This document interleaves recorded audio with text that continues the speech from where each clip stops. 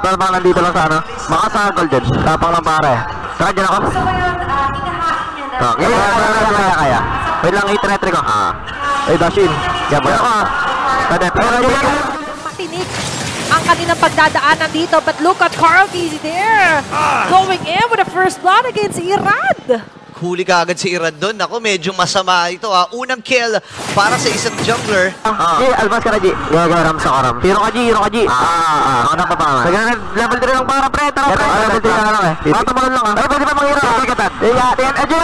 Dashin pre. Easy ng mga first kills pero look at the skill. There's an ejector. Sinaksa mahuhuli dito. Medyo makunat pero kakayanin pa rin naman ni Sanjing kunin ang kill na yon. Tsaka lang dada. Pag-rento sure. Kasi mag-mid, 5 tayo mid pre.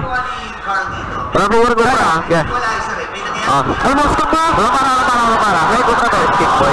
Pati ko pre dad. Kita ako. Wala para. Mid na tayo pre. Pasok tayo mid.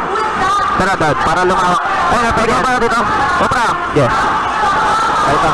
Tulad, pisa. Pagalaw. Ay! Ikaw ginawa dito pre. Yung kamasag ko. Tara tayo, tapusin na lang natin kung tago silang tapo. Tara. Alin na dito. Try ko namin yung ano pre, harap. Sa para. Tingin nga pre. Julian pre. Hindi ka niya, any moment, pwede sumipa. Oy! Nag-overshoot! Medyo nag-miss out doon si Light pero hindi mag-miss out dito sila Sanji onto Irad. 4v5 situation for RSG Philippines. Ito yung task force. Ano nga ba ang kanilang plan? Dahil ang TNTH ngayon, hindi sila binibigyan ng pagkakataon na mag-isip-isip pa. Fury, tapang. Fury. Pati-sensa.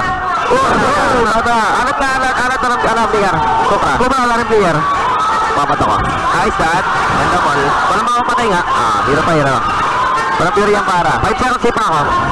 Fully taken down Light. Andito na nga din ng pure defense from RSG Philippines pero mukhang ang PLPH kayo ay gusto mag-face lock na nga rin. Endable na nga ba to pero hindi na sila bibigyan ng pagkasa dito ng RSG Philippines dahil mabubuhay pa dito si Dax at si Kusay.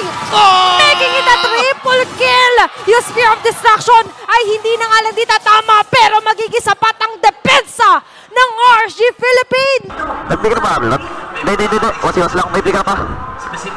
Yung pala nahirapan yung top nila. Gusto niyo ba kung may nag-top na? Wait pre. Yung pala pa, antayin lang natin.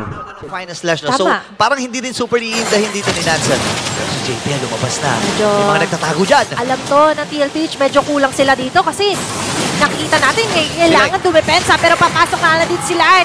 Isang mayayakap at mukha si Carl Easy pa nga lang din yun. JP, nagkakatanggalan na dito ng mga immortality. Salford is down. Habang sila lahat, Aqua, gustong umuwi. At si Penny Cutie